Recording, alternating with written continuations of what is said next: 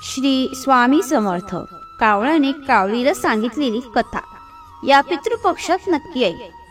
एकदा दोन भाऊ बहीण होते. दोघांचे लग्न झालं होतं आणि दोघांनाही दोन मुलं होती. बहीण विधवा झाली होती आणि तिच्या भावाच्या घरी राहत होती.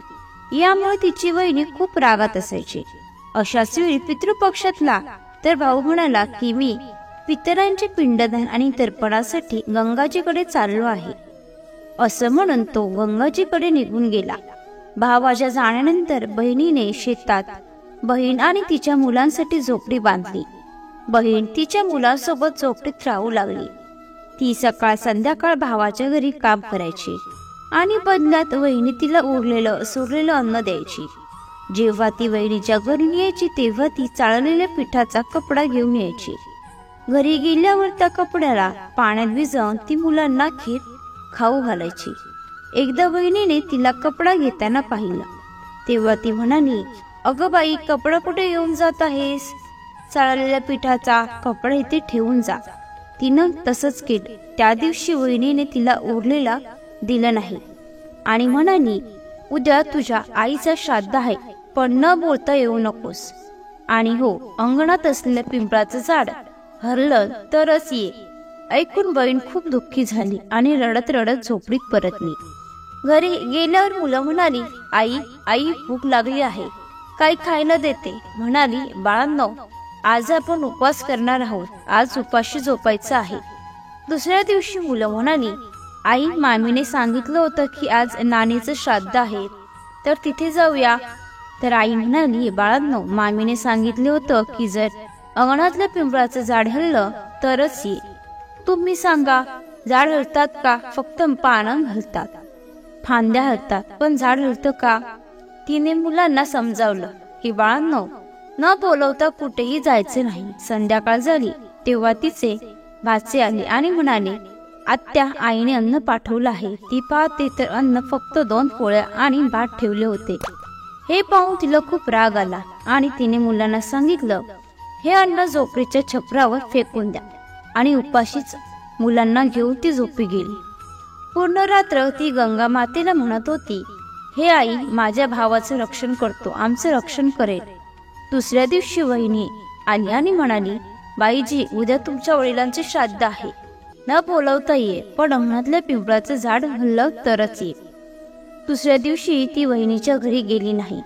संध्याकाळी तिचे भाचे परत आले आणि त्यांनी 2 कोरड्या पोळ्या भातासह आणून दिल्या. तिने पुन्हा त्या 2 कोरड्या पोळ्या आणि भात झोपडीच्या वर फेकून दिल्या आणि उपाशीच मुलांना घेऊन झोपली. ती पूर्ण रात्र रडत होती आणि गंगा मातेची प्रार्थना करत होती. असेच करत करत पितृपक्षाचे 16 दिवस निघून गेले आणि तिचा भाऊ परत आला. त्याने पाहिलं की घराच्या अंगणात फक्त चिखलच चिखल आहे. तो बायकोला विचारू लागला, हा कसला एवढा चिखल आहे? माझे बहीण आणि भाचे कुठे आहेत? तेव्हा त्याची बायको म्हणाली, श्राद्धाच्या 16 दिवसांपर्यंत मी तुझ्या बहिणी आणि भाच्यांचे पाय कच्च्या दुधाने धुतले आहेत, म्हणून ती चिखल झाला आहे.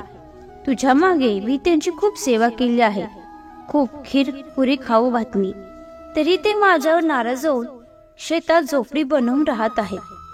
भाऊ शेतात पोचला आणि पाहतो तर तिथे झोपडीच नव्हती, तर एक आलिशान महाल बनलेलं होतं, ज्याच्या अंगणात त्याचे भाचे खेळत होते. मग त्याने त्याच्या बहिणीला जाऊन विचारलं, ताई, हे सगळं काय आहे? तेव्हा तिने भावाला सगळी गोष्ट सांगितली.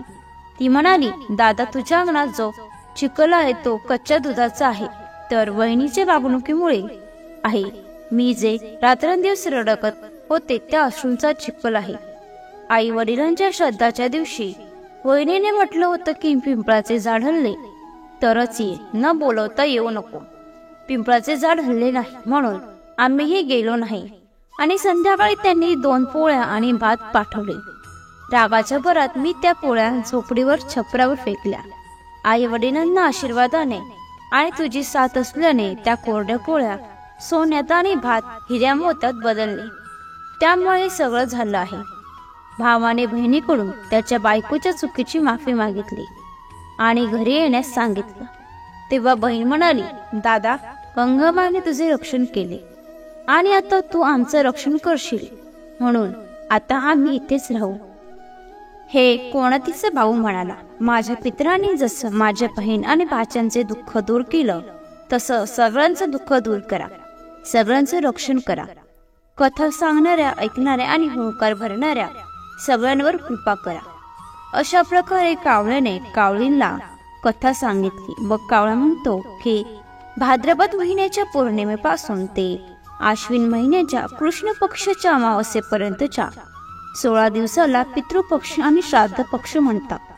पितृ म्हणजे पालन किंवा रक्षण करणारे, आणि या काळात पितर यमलोकातून येऊन आपल्या कुटुंबाच्या घरी वास करतात. 16 दिवस त्यांना जे भोग मिळतं ते घेऊन ते ब्रह्मांडीय ऊर्जेसह परत जातात. अशा प्रकारे जेव्हा कुटुंबातील लोक आपले प्राण सोडून जातात, तेव्हा ते जरी कोणत्याही लोकात असले तरी ते पितृपक्षात पृथ्वीवर नक्कीच येतात. त्यांची तृप्ती होण्यासाठी जो श्रद्धेने तर्पण इत्यादी करतो, त्यांच्याकडे पितर सूक्ष्म रूपाने येऊन ते ग्रहण करतात. त्यांच्या तिथीच्या दिवशी पितर सकाळी सूर्याच्या किरणांवर स्वार होऊन येतात. ते आपल्या मुलगा, नात किंवा वंशाच्याकडून अपेक्षा करतात की त्यांना अन्न जल प्रदान करतील. ब्राह्मणांना जेव घातल्याने आणि पितरांना जल दिल्याने ते 1 वर्षासाठी तृप्त होतात. या 16 दिवसात कोणताही शुभ कार्य केलं जात नाही आणि कोणत्याही वस्तू खरेदी केल्या जात नाही. हे सगळं कावळा कावळीला सांगतो आणि मग ते त्यांच्या पितरांना संतुष्ट करण्यासाठी लागतात. तर मित्रांनो, तुम्ही हे सर्व नियम पाळा. पितरांना भोजन देणे, तर्पण करणं, ब्राह्मणांना भोजन घालणं हे पितृपक्षात अत्यंत आवश्यक आहे. असं केल्याने घरातील सर्व लोक निरोगी आणि समृद्धी राहतात आणि आपल्या पितरांचा आशीर्वाद आपल्यावर राहतो. तुम्हाला ही माहिती आवडली असेल तर लाईक आणि शेअर करा. तसेच अशीच माहिती नेहमी ऐकण्यासाठी चॅनलला सबस्क्राईब नक्की करा. श्री सद्गुरू स्वामी समर्थ. धन्यवाद.